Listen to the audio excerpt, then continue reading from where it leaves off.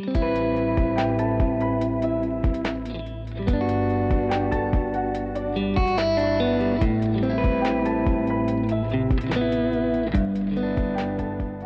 à tous! Élever ensemble, c'est le podcast du CFMRQ qui a pour mission d'informer, d'éduquer et de sensibiliser la population aux différents défis de la vie familiale. Bonne écoute tout le monde! Bonjour tout le monde, bienvenue dans notre nouveau podcast Élever ensemble, qui est le podcast du Centre des familles monoparentales et recomposées de Québec. Ça me fait plaisir. Moi, c'est Cynthia Lagacé, la directrice générale. Bonjour Lauriane. Bonjour Salut! Alexandre. Allô? Contente de vous avoir avec moi pour présenter notre nouveau podcast et présenter notre organisme aussi. Je vais commencer avec une petite présentation de l'organisme en tant que tel. C'est quoi notre mission? Qu'est-ce qu'on fait? Puis un peu notre historique de l'organisme parce qu'elle a quand même une belle histoire et une longue vie. On a quand même rendu à 37 ans. C'est pas rien pour un organisme communautaire. Donc, le Centre des familles monoparentales et recomposées de Québec est un milieu de vie. Donc, vous pouvez passer n'importe quand venir nous voir entre le lundi et le jeudi de 9h à 16h. Il va toujours nous faire plaisir de vous accueillir. Si vous avez besoin de discuter, de briser l'isolement, vous ne vous gênez pas. On est là pour ça. On offre différents services. Vous allez me voir un petit peu relire mes notes parce que je vais être certaine de rien oublier et de ne pas induire en erreur personne. Fait que ça se peut que je descende les yeux pour regarder un petit peu mes notes. On a divers services et activités. On va vous les nommer tantôt pour faire le tour un peu de ce qui vous est offert. C'est toujours relié au mieux-être des familles. Fait que ça, c'est toujours un volet qui est très, très, très important pour nous. L'organisme a été légalement constitué en 1986. C'est administré par un conseil d'administration. Ça s'appelait dans le temps, à ses débuts, Parents uniques de Limoilou. C'est une gang de mamans de Limoilou qui s'étaient réunies parce qu'elles trouvaient qu'il n'y avait pas grand-chose qui était là pour les aider. Ils ont été aidés par le CLSC de Limoilou pour partir le centre dans le temps, qui était Parents uniques de Limoilou et qui était dédié seulement aux mères monoparentales. On recule de 86. En 1986, les séparations et les divorces, c'était dans les débuts. Ça ne faisait pas une éternité que c'était là. Donc, c'était difficile pour les femmes qui se sentaient beaucoup isolées puis un peu mis à l'écart à travers un peu la société. Donc, ils avaient créé cet organisme-là qui était exclusivement pour les mamans monoparentales. Au fil des années, on était quand même toujours conscient des changements, de ce qui évoluait aussi à travers la communauté, à travers les besoins qui étaient là. On a commencé avec une première étape, on a intégré les papas. Ça a été comme la première étape du changement. On a intégré les papas, on les a invités à faire partie intégrante de la vie de l'organisme. Puis honnêtement, ça a super bien répondu. Les papas ont embarqué dans l'organisme. Ça a été super génial comme accueil. Un petit peu plus difficile au début avec les mamans, mais au fur et à mesure, ça s'est fait, puis toujours dans le respect de l'un et de l'autre partie. Fait que ça a été génial. Puis ça a continué d'évoluer parce que la vie, c'est ça, c'est de l'évolution. On a commencé à faire changer comme une deuxième étape de changement. Ça a été avec une nouvelle appellation et un agrandissement du secteur, parce qu'avant, on répondait à Limoilou seulement, puis à un moment donné, on s'est rendu compte on voulait répondre à plus grand, on voulait plus que juste ça. Donc, on a changé l'appellation, on est devenu le Centre des familles monoparentales et recomposées de Québec, ce qui nous a permis de desservir Québec au complet. Donc, la ville de Québec au complet. Il n'y a pas de secteur maintenant, c'est ouvert à tous ceux qui vivent dans la ville de Québec. Second changement, ça nous a permis d'agrandir le territoire, de desservir plus de gens, d'être vraiment dans le quotidien des familles de la ville de Québec. Fait que ça a été vraiment un grand, grand tournant d'accueillir les familles recomposées. Aussi, ça a mis en place des nouveaux services parce que c'est des problématiques qui sont différentes. C'est un petit peu l'historique de l'organisme qui est là. 86 fait 37 ans, fait que ça fait quand même un petit bout de temps qu'on est là avec vous. On a une équipe une super belle équipe. Vous les voyez ici présents avec moi. On n'est pas une grosse équipe, mais on est une équipe dynamique, par exemple. Une petite équipe efficace. Petite équipe bien efficace. Puis on est toujours là pour répondre puis écouter vos besoins. Fait que c'est un peu le but du podcast aussi, c'est de répondre à certains de vos besoins, des choses qui ont été nommées, mais c'est aussi d'être à votre écoute. Donc, gênez-vous pas, toujours dans les commentaires des podcasts, parce que sur les différentes plateformes où ce que vous allez voir, vous allez pouvoir mettre des commentaires. Si vous avez des sujets ou des choses, vous pouvez les écrire. Ça va nous faire plaisir de les lire et d'essayer d'y répondre du mieux qu'on peut au-delà de nos compétences naturellement. Donc, je vais moi me présenter et après faire la suite avec mes collègues. Moi, c'est Cynthia Lagacé. Je suis la directrice générale, nouvellement directrice générale du Centre des familles. Anciennement, c'était Madame Boisvert. Il y en a beaucoup qui la connaissent. Je veux quand même, elle a pris sa retraite maintenant, mais on a quand même un gros merci à faire à Ginette parce qu'elle a quand même été la directrice pendant 30 ans. Donc, ce n'est pas rien sur le 37 ans de vie. Hein? Elle l'a mené quand même pour un bon bout. Donc, je suis maintenant directrice. J'ai été par intérim à partir du mois de janvier. Je suis tombée au mois de mai, la directrice, plus par intérim. Je suis aussi la coach familiale et la coach personnelle de l'organisme communautaire. Donc, dès qu'il y a un volet intervention, c'est avec moi que ça se passe. On va en discuter plus, mais qu'on parle des services.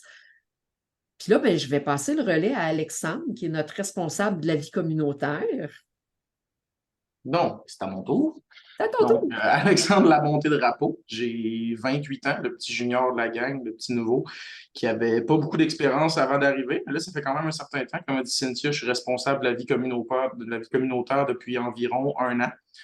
J'avais pas de background puis d'expérience au niveau de travail. J'ai plus été chercher mon expérience dans le vécu, dans le fond, que le excusez-moi, je viens de perdre mes mots à cause du téléphone. Donc, plus dans le vécu de mon background au niveau de ma famille. J'ai été justement dans une famille monoparentale et recomposée quelques fois. Là, donc, puis ma grande force dans tout ça, c'est que je suis très observateur. Donc, je veux me servir de ce côté observateur-là, de ce que j'ai vécu justement pour pouvoir aider les familles directement du centre. C'est ça que j'aime d'ailleurs avec le centre, c'est qu'on peut outiller les familles pour essayer de diminuer un peu le stress, peu importe les situations. Donc, c'est quelque chose que je trouve quand même très important. J'arrête pas de me faire arrêter, on est un petit peu déconcentré. Mais c'est ça. Donc, je prends encore mes marques. En tant que responsable de la vie communautaire, je m'occupe beaucoup justement de l'accueil, du téléphone, au niveau des gens, de quelques activités aussi. Donc, c'est souvent moi le premier à qui vous allez parler. Puis, je suis très ouvert d'esprit, très facile d'approche, donc il n'y a pas de problème à ce niveau-là. Puis, ça ressemble pas mal à ça à mon niveau. Alexandre est comme votre porte d'entrée souvent dans l'organisme. Exactement. Et toi, Lauriane? Bonjour à moi, c'est à mon tour. Je me suis dit, il va peut-être me passer à la POC ou non. C'est pas grave. C'est pas grave, Alexandre, ton téléphone t'a déconcentré, puis je te comprends. Si le mien me ferait ça, ça serait pareil. Donc, je m'appelle Lauriane Derry. J'ai l'âge du centre. J'avais hâte de le dire. Je suis née en 86. Fait que j'ai 37 ans comme le Centre des familles monoparentales et recomposées de Québec. Je suis l'éducatrice plateforme web, donc comme vous pouvez voir, je ne suis pas au bureau. Je suis dans la région du centre du Québec, tout près de Drummondville en campagne, et je suis en télétravail. Donc, mon rôle consiste à animer la communauté, qui est notre groupe Facebook en lien avec le Centre des familles monoparentales et recomposées. Donc, mon rôle est de faire des ateliers en live. Je parle de cuisine, de jardinage, de bricolage, de couture, de tricot. J'ai beaucoup de cordes à mon arc. Je suis une passionnée de beaucoup de choses. J'aime beaucoup partager mes expériences et mes compétences. La mission du groupe Facebook, la communauté CFMRQ, est de partager, informer, divertir. Si vous allez voir mes lives, vous allez voir que des fois, c'est divertissant. J'ai vraiment une facilité devant l'écran. J'ai fait beaucoup d'art dramatique quand j'étais plus jeune. J'aime ça, le contact avec les gens, autant dans un écran qu'en chair et en os, en présentiel. Donc, si vous venez à l'AGA là, pour les membres, qui est au printemps, bien, vous allez pouvoir me voir en chair et en os. Il y a sur le groupe Facebook aussi mes Éducakids. Dans le fond, une des missions du groupe Facebook est d'informer. Et par l'information et le partage vient mes Éducakids. Donc, à tous les mercredis, entre septembre et juin, j'ai une fois par semaine un Éducakid qui va vous parler de beaucoup de sujets concernant l'éducation des enfants, concernant le développement des enfants physiques et émotionnels, affectifs, etc. Toutes les sphères seront développées. Parfois, c'est des idées de jeux en jour de pluie. Les Éducakids sont très, très, très variés, mais sont concentrés sur le développement des enfants de 0 à l'âge adulte. Donc, c'est assez large. Les ateliers live aussi, c'est assez large. J'essaie de faire des recettes de cuisine en atelier live qui vont rejoindre le plus d'âge possible. Ma mission à moi, c'est de le faire le plus multi-âge que je le peux. Et j'ai aussi quelques rôles de désencombrement d'employés présents sur place. Donc, ça m'arrive que les visuels, c'est majoritairement moi qui les fais. Si Cynthia a des textes à corriger, c'est moi qui les corrige. Donc, toute autre tâche connexe en télétravail sont sur mon rôle à moi. Et ce que j'aime beaucoup de mon travail, c'est que oui, la flexibilité d'horaire parce que je suis en télétravail, mais c'est vraiment parce que le côté communautaire me rejoint beaucoup. On est venu me chercher pour ce rôle-là, ce que j'apprécie encore tout autant après presque 2 ans. Ça va faire 2 ans en janvier que je suis avec vous autres. Puis, c'est vraiment de partager puis de profiter de la proximité que je peux avoir avec des familles, même si je suis pas sur place. J'apprécie toujours les contacts avec tous et chacun. Puis, il y a aussi, c'est vrai, je m'en allais oublier toutes les autres. Je vais pouvoir vous parler de vos parties à vous autres parce que je vais vous filer la balle après. Parce que sur la communauté, il n'y a pas juste moi qui intervient, il y a évidemment mes collègues de travail aussi. Le lien pour ma part avec le communautaire, c'est que j'ai déjà eu un travail avec les HLM, donc les loyers à prix modique. J'ai travaillé dans une office d'habitation dans le Québec, qui est celle de Drummondville. Donc, j'ai côtoyé le côté communautaire dans cet organisme-là, dans cet emploi-là. Et j'ai aussi été une maman monoparentale pendant 4 ans avec mon plus vieux, Zachary, qui est maintenant un ado. Donc, j'ai vécu et j'ai travaillé dans le milieu communautaire. Donc, ça me rejoint beaucoup. C'est vraiment un travail que j'apprécie, puis que j'ai l'impression que je fais une différence et ceci est très important pour moi. Donc, sur la communauté, vous allez aussi voir les pop infos que c'est Alexandre qui va faire et il y a les astuces parents de Cynthia. Je ne sais pas lequel de vous deux veut commencer. Allez-y. Tu t'as pas nommé, mais tu es aussi une famille recomposée maintenant. Oui, c'est vrai. Problématique aussi avec une problématique. Je n'appelle pas ça appeler ça une problématique parce que ça n'en est pas une, mais c'est une situation de vie que tu connais aussi. C'est vrai, je suis en pleine expérience. C'est vrai, depuis 10 ans, je suis une famille recomposée. Tu vois, je l'ai oublié. Tellement que c'est normal, comme. Alexandre, tu veux parler des pop infos? De tes pop infos? Oui, ben le volet est assez large au niveau Pop Info. Finalement, c'est juste à chaque mois d'essayer de donner certaines informations, des fois qui sont méconnues, que ce soit par les familles ou peu importe, au niveau juridique, des fois, il y a plein de trucs qu'on ne connaît pas. Ou tout simplement d'informer sur des activités du moment qui peuvent se passer dans la ville, un peu partout. Là. Fait que c'est très large, ça va vraiment avec ce qu'on a sur le moment dans le mois. Une initiative qui avait été prise par le Pop Info cet été et qui a les parents ont vraiment aimé. C'est Alexandre, une fois par semaine, publiait un parc, faisait le tour de la ville de Québec, il publiait un parc. Ça a été très apprécié des familles aussi. Donc, c'est sûr que l'hiver, ça va être quelque chose qu'on va comme mettre un petit peu de côté. Ça va être peut-être pas une fois par mois, plus qu'une fois par semaine, un petit quelque chose, un événement ou une activité qui se fait l'hiver, parce qu'on s'entend qu'il y en a quand même moins des parcs ou des choses comme ça qui sont tenues l'hiver. Mais ça reste que c'est un petit quelque chose qui va être là pareil, mais peut-être moins fréquent. Puis l'année prochaine, l'été prochain, c'est un mandat qui va reprendre avec les parcs parce que ça avait été très apprécié, que ce soit des nouveaux ou des fois des refreshs d'anciens. C'est là pour donner des idées de temps en temps aussi. Ouais, c'était le fun. Les parents ont aimé ça. Ah oui, vraiment. Vraiment. L'astuce parent, au début, j'en faisais un par semaine. Je vais vous avouer qu'avec le volet de direction, maintenant, c'est plus difficile un petit peu d'en faire un par semaine. On va être réaliste. J'en ferai pas un par semaine avec le volet de direction, c'est trop. Mais je vais quand même essayer de vous en faire un par mois.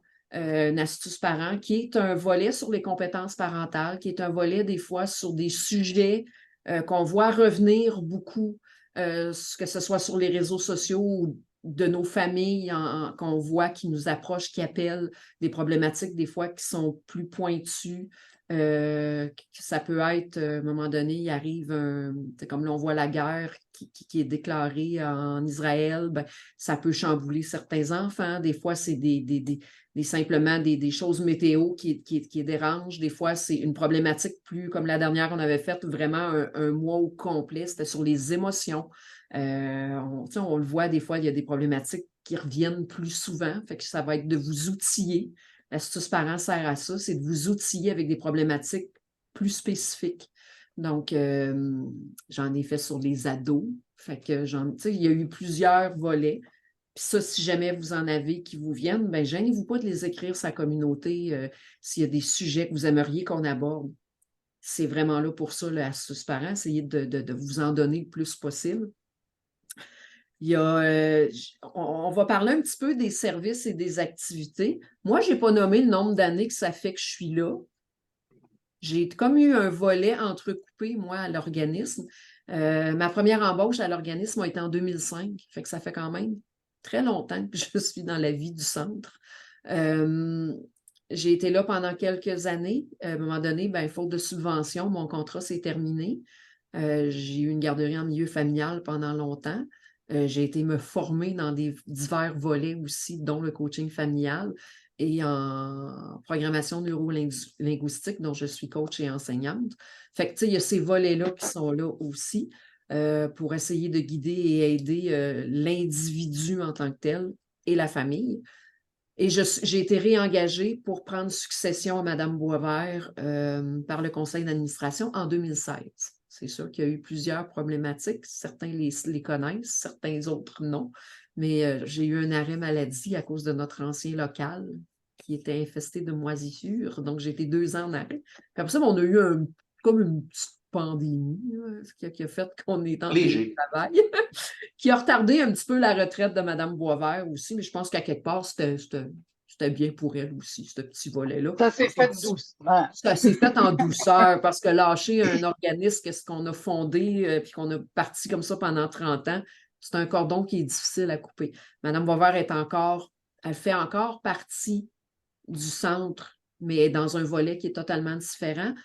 Parce qu'on va vous parler justement des services et des choses qu'on offre. Mme Boisvert offre des ateliers avec des personnes âgées. C'est eux, tout de suite après la pandémie, qui nous ont approchés, qui voulaient avoir quelque chose parce qu'ils s'étaient sentis mis de côté, puis ils ne savaient pas comment aider leurs enfants avec leurs petits-enfants, puis des choses comme ça. Fait qu'ils ont approché l'organisme pour avoir des ateliers à toutes les semaines. Fait qu'on fait du intergénérationnel. On s'occupe des grands-mamans et des arrière-grands-mamans.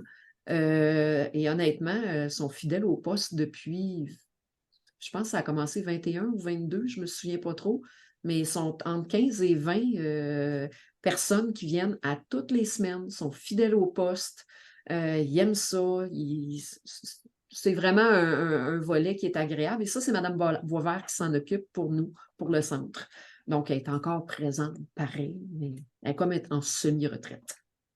C'est juste la direction qu'elle a pris la retraite parce qu'elle a trouvé que c'était bouclé là, avec les années. Fait que pour ce qui est des services, on va y aller avec la base. Les critères d'admissibilité, c'est assez simple. Pour être membre de l'organisme, il faut être monoparental ou être composé, avoir des enfants à charge. Mais ça peut être une fin de semaine sur 2, là, c'est une charge minime qu'on demande, et qu'il ait 18 ans et moins. Habiter la ville de Québec? Vivre dans la ville de Québec. Ouais. Ça, c'est pour ce qui est du membre. On a des membres participants qu'on appelle, qui, eux, ils n'ont pas besoin d'avoir tous ces critères-là. C'est juste qu'ils n'ont pas droit à tous nos services. Ils ont le droit aux services comme les activités, les sorties, ces choses-là. Ça, ils ont droit. Mais le coaching et le répit, qui sont des services qu'on va vous expliquer un petit peu plus loin, ça, eux, ils n'ont pas droit pour ce qui est des membres extérieurs, membres participants qu'on appelle. Là. Eux, ils ont, ce volet-là n'est pas accessible. C'est une carte de membre qu'on paye annuellement qui est vraiment à faible coût, qui est 20 $ pour l'année et qui vous donne droit à tout ce qu'on va vous nommer dans les prochaines secondes. On appelle ça les membres associés, là, dans le dépliant, le terme exact, là, c'est membres associés, ceux qui sont pas, qui n'ont pas tous les services. Dans les activités et les services, on n'a pas refait encore depuis la pandémie. Je vais vous expliquer un petit peu vite fait pourquoi. On a des ateliers intensifs qu'on appelait. On partait le vendredi soir et on revenait le dimanche après-midi. Vous étiez logés, nourris. Et c'était des ateliers, ce qu'on appelle maintenant beaucoup, qui est très à la mode, des retraites. C'est qu'on vous amène et on parle d'un sujet en particulier pendant la fin de semaine et on travaille sur ce volet-là. Ça peut être des compétences parentales, mais ça peut être des compétences personnelles aussi. Donc, c'est vraiment un travail sur soi, sur sa famille, sur ce qui est là, selon un thème qui a été nommé. Avant, on allait dans c'était à Loretteville, c'était une communauté de sœurs qui avait comme un chalet avec des dortoirs. C'était super le fun. Ils ont fermé pendant la pandémie. Donc, là, il faut qu'on retrouve un endroit. Mais éventuellement, je veux que ça revienne parce que c'était quelque chose qui aidait beaucoup les familles et les familles aimaient ça. Parce que ça donne un petit break aussi, des fois, des enfants, du chum ou de tout le contexte ça permet d'évoluer complètement dans un milieu clos. On s'entend que c'est propice au changement, mettons, dans ces circonstances-là. On avait des activités pour la famille. Ça, c'est Alexandre qui va vous en parler parce que c'est son volet à lui, les activités pour la famille. Oui, effectivement. Donc, on essaie de faire des petites activités, des sorties, idéalement une fois par mois. Il n'y a pas vraiment d'horaire, finalement. Ça va dépendre des activités qui sont disponibles, des températures, effectivement. On y va un petit peu avec les saisons. Donc, c'est sûr qu'en été, il y en a un petit peu moins, même s'il y a plus d'informations, comme au niveau des parcs, des fois, pour donner des idées aux parents. Mais on essaie d'y aller avec des activités un peu plus extérieures. Donc, puis plus on se rapproche de l'hiver, on essaie de mixer un peu pour offrir de la diversité au niveau de nos activités. Comme là, en fin octobre, en fin de semaine, on va dans un truc d'arcade. Donc, une petite activité bien le fun, on amène le monde là-bas, on jase, on laisse les enfants s'amuser. Puis, c'est un des exemples qu'on a. Ensuite, on vient juste d'aller aux pommes, il n'y a pas longtemps, en septembre aussi. On essaie de diversifier ça pour faire en sorte que les parents puissent, créer je ne sais pas comment je pourrais dire ça, mais un lien finalement avec les autres membres de l'organisme pour essayer de créer justement le milieu de vie dont parlait Cynthia au début. Donc, on essaie de créer un groupe, une cohésion pour faire en sorte que le monde puisse sortir un peu. Après le COVID, justement, il y a eu beaucoup de monde qui sont restés enfermés. Là. Puis, on essaie de ramener un peu plus le côté on cherche encore mes mots. Humain, exactement. Merci. Ça fait plaisir. Moi, je suis là pour trouver des mots. Dans mes rôles, il y a ça, trouver des mots. Après ça, c'est ça. Ça revient, surveiller. Hein, on les met souvent dans la communauté. Lauriane fait des beaux visuels, elle nous partage les activités. C'est Alexandre qui se tape le travail de chercher les activités puis prendre toutes les informations. On ship ça à Lauriane qui fait les visuels. Moi, j'ai déjà toutes les infos. On travaille beaucoup Moi, ensemble. Moi, j'ai pas besoin de chercher. C'est vraiment un travail de connexion d'un à l'autre. Moi, c'est le volet financier que je vais regarder si ça rentre dans le budget, comment on peut aller. Là, Alexandre se regarde, OK, on va trouver une activité, il cherche. Après ça, on ship ça à Lauriane qui nous fait des visuels puis nos publications. Ça, c'est les réseaux sociaux. J'adore ça. Ouais. Il y a souvent la cabane à sucre qui est au printemps aussi, des choses comme ça là, qui reviennent. Là. Surveillez-les, vous allez toujours les voir passer en courriel puis dans la communauté aussi, là, parce qu'on sait qu'il y en a qui ne sont pas beaucoup Facebook, là, fait qu'on les met en courriel aussi. Puis après ça, il y a les ateliers culinaires, que ça, c'est le volet à Lauriane. Oui, puis là, vous allez voir, cet automne, ça parle beaucoup de mijoteuse. Je veux faire un bricolage d'Halloween. Je ne sais pas si quand le podcast va sortir, cet atelier-là sera déjà fait, mais il y aura ça, il y aura de la couture. J'ai vraiment envie que les gens sachent comment coudre un bouton, tu sais, quand même.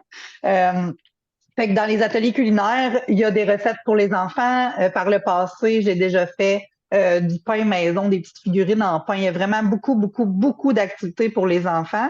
J'ajoute même ma semaine de relâche où est-ce que j'ai 5 jours d'activités, une après l'autre, que les gens adorent. J'ai beaucoup, beaucoup de messages et de commentaires sur mes semaines de Elle est relâche. attendue d'année en année même. Ouais. Ouais, puis je suis déjà en train d'y penser. On est en octobre. Donc, ça se prépare un peu d'avance. Puis vous allez voir, là, je mets toujours les fichiers des semaines de relâche. Il y en a déjà 2 de fait depuis que je suis dans l'organisme. Ça ne se répète pas. Puis, étant donné qu'on a 2 semaines de relâche au Québec, ben, vous allez me voir publier pour une gang qui est hors votre région à Québec, avec la semaine de relâche de la semaine d'avant, de l'année d'avant, pas la semaine d'avant, de l'année d'avant. Puis j'ai toujours ma semaine de relâche du moment pour les familles de Québec qui seront en relâche après ou avant les autres, là, tout dépendant. Donc, il y a vraiment beaucoup, beaucoup, beaucoup d'activités culinaires. Si vous voulez tout retrouver ça, je vous conseille d'aller voir l'onglet guide de notre communauté CFMRQ du groupe Facebook. Vous allez tout retrouver là. C'est l'inventaire de tout ce qu'on fait, de ce que moi je fais. Mes ateliers sont tous là. Toutes les lives sont là. C'est super facile à trouver. Oui, c'est vraiment le fun, le guide, parce que ça permet de pas de se Ah retrouver ouais. assez facilement sur la communauté. Il y a aussi un petit volet on va essayer de programmer. On était supposé le faire l'année passée, malheureusement, ça n'a pas eu lieu parce que la personne en charge, c'est comme vécu une année un peu intense de son côté. Mais on va essayer de créer aussi, parce que ça nous avait été demandé, des ateliers culinaires avec les allergies et les intolérances. On a une partenaire qui est Mieux vivre avec les allergies, qui est vraiment spécialisée dans ce volet-là, on va essayer d'intégrer un petit peu plus de choses, là, ça se calme un peu de son côté. Fait qu'on devrait être capable d'intégrer des ateliers plus en lien avec ce volet-là pour aider les familles, parce qu'on sait de plus en plus qu'il y en a qui sont aux prises avec ces difficultés-là. Donc, elle s'appelle Jessica. Vous allez la voir passer. Ben, vous la voyez déjà passer sur la communauté, mais on va la voir un peu plus avec Mieux vivre avec les allergies. Lauriane, elle partage beaucoup de ces choses Oui. de sa communauté. À Jessica, on en partage déjà beaucoup parce qu'on le sait qu'on a une grosse clientèle qui sont aux prises avec ces problématiques-là. Il y a des ateliers qui sont offerts sur demande aussi. Fait que ça, je veux le nommer parce que gênez-vous pas pour les demander. Il y a des ateliers qui sont offerts avec les problématiques des familles monoparentales et recomposées sur les étapes de rupture, la coparentalité, le mieux-être des enfants, la discipline chez les enfants aussi.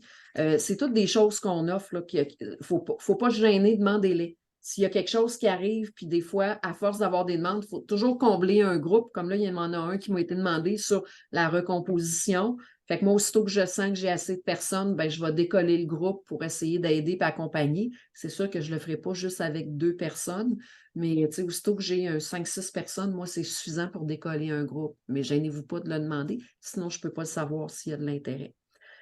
Après ça, ben, on a ce qu'on appelle un soutien alimentaire qui n'est pas, c'est pas quelque chose qui est récurrent. On avait avant une distribution alimentaire, on l'a fermé parce que le local n'est pas très grand et on pensait mieux s'en sortir avec le local. Finalement, pas pantoute, ça ne fonctionne pas. Puis là, ben, avec la difficulté de trouver des employés, des bénévoles, ben, le CA a décidé de tout simplement la distribution alimentaire de mettre de côté. Donc, on le fait de façon différente. C'est quelque chose qui est très, très, très sporadique. C'est vraiment pas quelque chose qui est récurrent. Fait que c'est plus pour aider et dépanner les familles qui vivent aux prises avec une situation qui est comme... Un peu urgente, là. Ouais, un peu urgente et court. Genre, Oui. j'attends mon chômage, puis il n'est pas encore rentré, puis là, il faut que je fasse une épicerie. J'ai pas de sous. Bien, on a des cartes cadeaux d'épicerie qu'on donne pour aider. Mais on s'entend, je ne donnerai pas 15 cartes cadeaux à la même personne. C'est pour ça que je dis que c'est vraiment pas quelque chose qui est récurrent, mais c'est vraiment pour dépanner puis être un soutien. Fait que ce volet-là, on est conscient que c'est une demande puis que ça arrive. Fait que c'est pour ça qu'on l'a gardé, mais de cette façon-là, parce que c'était beaucoup plus facile de gestion pour nous. Il y a le soutien répit qui est un nouveau service qui a commencé. Ça fait 1 an? Ça a fait 1 an cet été. On l'a décollé à l'été 2022, le soutien répit, qui est un partenariat entre notre organisme et le Petit Répit, qu'on va inviter à venir sur le podcast qui parle de leur merveilleux service, parce que sincèrement, ça gagne à être connu. C'est un service qu'on fait en affiliation avec eux. On veut offrir des répits à des familles parce que pourquoi qu'on en est venu là, c'est qu'il y avait beaucoup de demandes de familles qui cherchaient comment avoir du soutien, gardiennage ou mettez le répit. Moi, j'ai mis répit parce que gardiennage, c'est un terme que j'aime pas tellement. Oui, moi aussi. Mais ça reste que c'est le même principe pareil. C'est juste que c'était nous qui avions un challenge avec ce nom-là. Moi et Lauriane, on y a trouvé un autre nom. Oh oui! On n'est pas des gardiennes d'enfants quand on est éducatrice, donc je ne voulais pas avoir ce terme-là parce que c'est tous des gens qualifiés qui travaillent pour le petit répit. C'est soit des gens qui sont en train d'étudier pour être professeurs, pour être TS, TES ou des choses comme ça. C'est pas Pierre-Jean-Jacques, là. C'est vraiment souvent des gens qui sont plus qualifiés. Je pense qu'ils ont une grand-maman. Oh, c'est bien cool. Mais c'est pas la majorité, c'est tous des étudiants qui sont en train de prendre leurs choses. Nous, ça nous avait été demandé parce qu'il y avait beaucoup de familles, soit que c'était des nouveaux arrivants ou des familles qui arrivaient de choses, mais qui n'avaient pas de famille dans la ville de Québec, qui n'avaient pas nécessairement beaucoup d'amis. Fait qu'il y avait de la difficulté à trouver quelqu'un de responsable pour faire garder leurs enfants. De confiance aussi. Oui, puis au début, on avait comme fait, OK, on va se prendre une liste de personnes. Ah, c'était pas une bonne idée. On a arrêté, puis on s'est dit, il faut qu'on trouve un autre moyen. Fait qu'on a été quelques années où ce service-là a été mis sur pause parce que là, ça devenait difficile de gérer le volet du retour du parent qui n'a pas été satisfait parce que elle a donné des bonbons à telle heure, puis moi, j'en donne pas de bonbons. Elle a fait écouter la télé, puis moi, écoutez, on n'a pas le temps de gérer ce genre de problématique-là. C'était pas ça qu'on voulait gérer, on voulait aider. Fait qu'on l'a comme mis sur pause, puis on s'est mis à magasiner comment on pourrait faire autrement. Et le petit répit s'est pointé comme...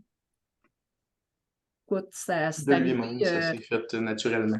Bon, naturellement et parfaitement. Puis Marie-Hélène, la directrice, c'est une femme en or. Donc, on a discuté, puis on s'est mis d'accord sur un offre de service entre nos deux organismes.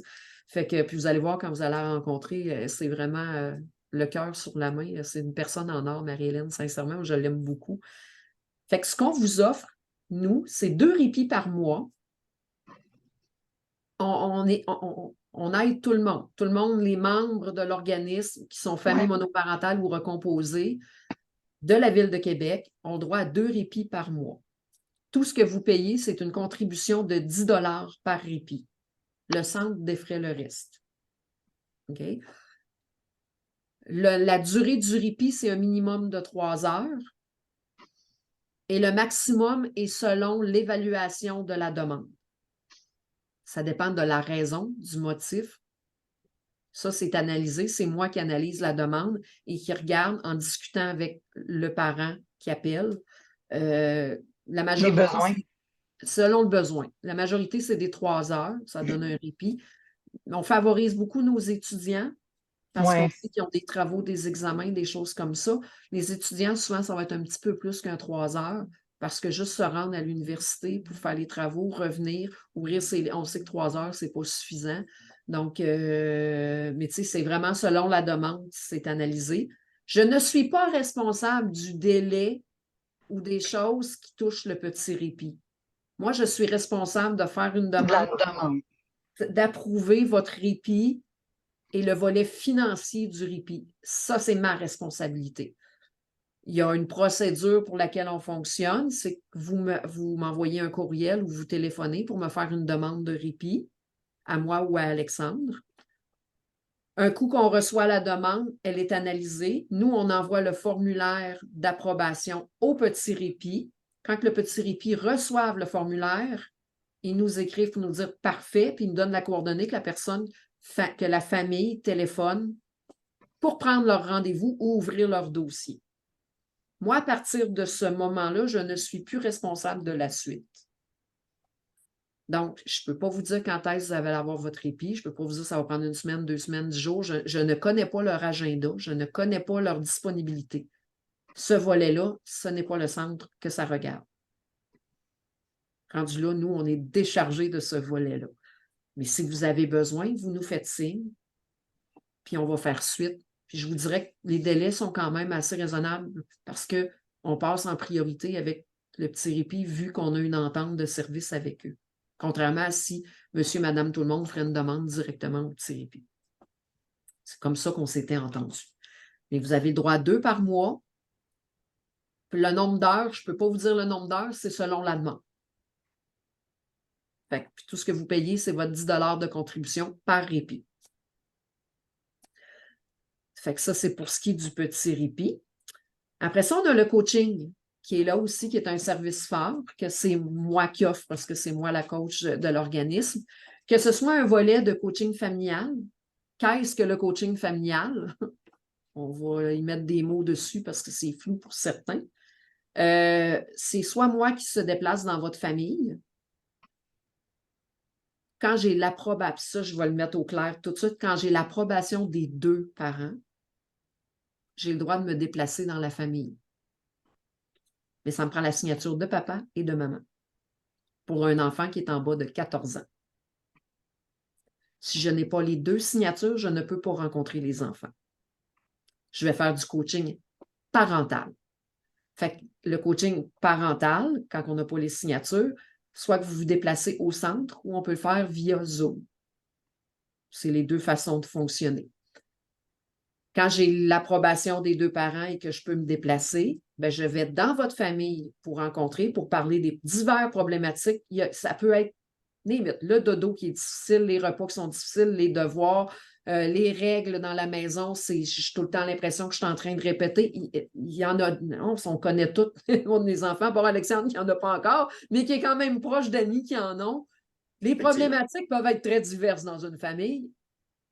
Donc, c'est ce volet-là.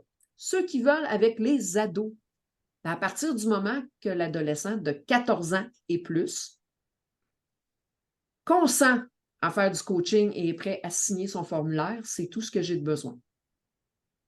Je n'ai même pas besoin de la signature des parents, j'ai besoin de la signature de l'ado de 14 ans et plus. Je peux aller le rencontrer chez lui, il peut venir me rencontrer ici au centre. Ça peut être en Zoom s'il est plus à l'aise. Ça peut être Messenger s'il est plus à l'aise avec Messenger. Je n'ai pas de problème avec ça. C'est assez ouverte.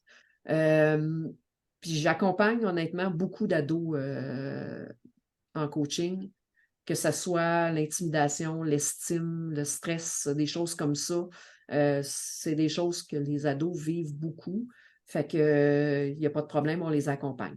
Vous avez un volet personnel que vous voulez travailler en tant que parent ou en tant qu'individu seulement, bien, il y a le coaching personnel qui est là, qui peut répondre à votre besoin aussi, que ce soit face à des problématiques que vous vivez en tant que maman ou en tant que papa ou en tant qu'humain simplement.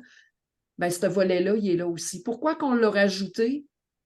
Parce qu'on se rend compte que les demandes un peu partout d'aide, bien, il y a des délais comme ça n'a plus de sens. Puis, bien, il y a un parent qui ne va pas bien, c'est une famille qui ne va pas bien. Fait que c'est pour ça qu'on l'a ajouté, le volet personnel, dans le volet coaching au centre. C'est parce que le 2 ans d'attente un peu partout a comme pas de sens. Parce que nos familles, bien, si un parent de famille ne va pas bien, bien, la famille ne va pas bien non plus. Fait que c'est notre façon à vous de vous accompagner dans votre volet familial aussi. Comment qu'on procède pour le coaching? Ben, vous payez le 1/3 de la facture, le centre défraie le reste de la facture.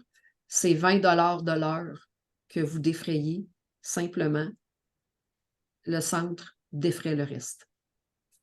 Donc, c'est vraiment pour le rendre le plus accessible possible au plus grand nombre de familles possible. La seule chose qu'on vous demande, c'est d'être membre de l'organisme.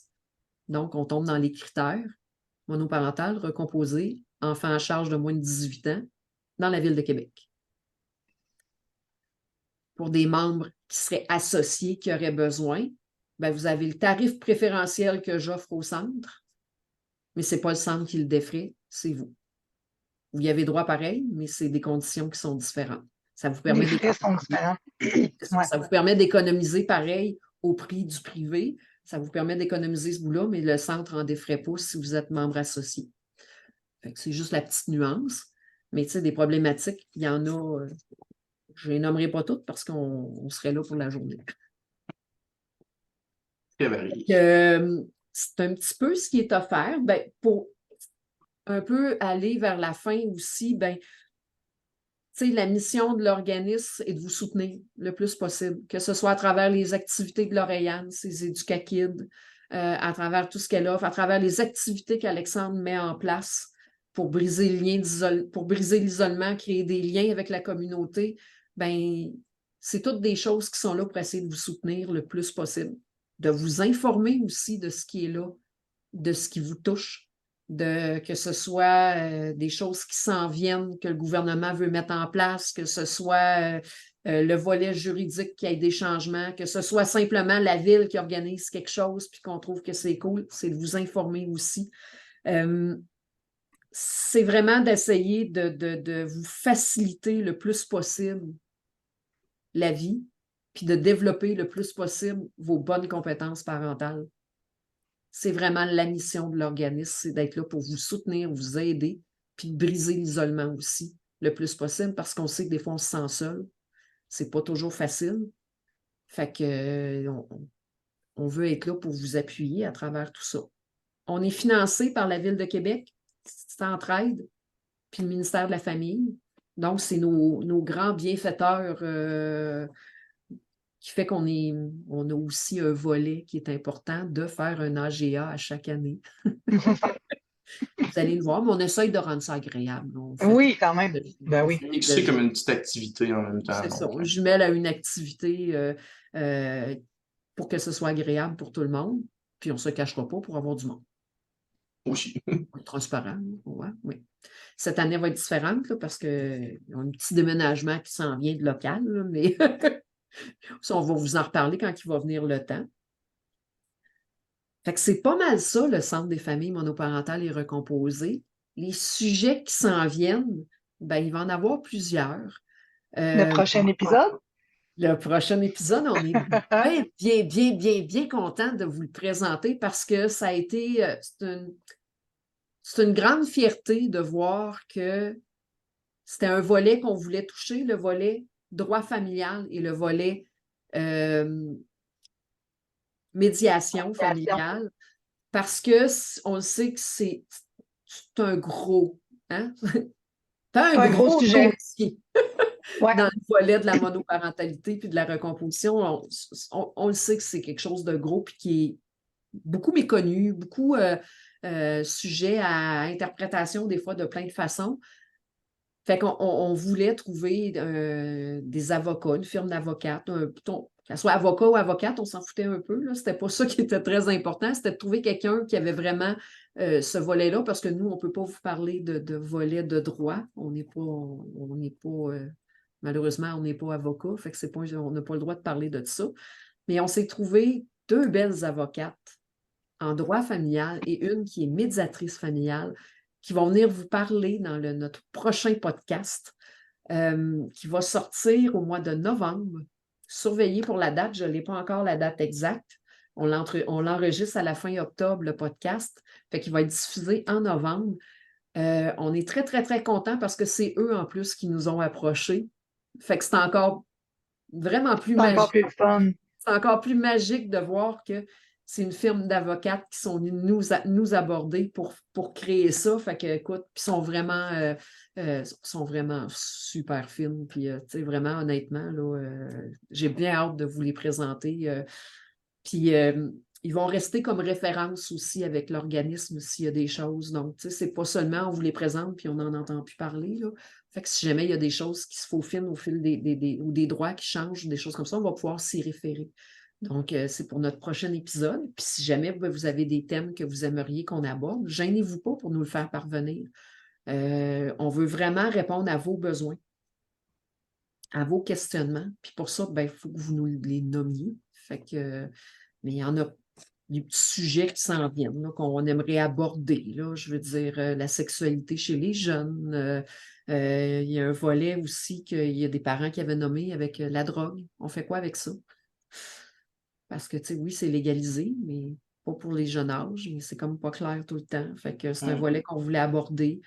Oui, il y a des petits volets plus psycho, tu sais, stress, anxiété, ces choses-là. Ben, tu sais, c'est un petit volet qu'on aimerait aborder. L'aliénation parentale, c'est un volet qu'on aimerait beaucoup aborder parce que malheureusement, il est quand même assez connu.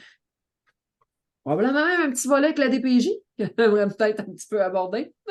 va peut-être être plus difficile à trouver, mais c'est quelque chose que j'aimerais qu'on aborde aussi parce qu'il y a quand même beaucoup de choses qui ne sont pas tout le temps claires ou évidentes non plus sur ce volet-là.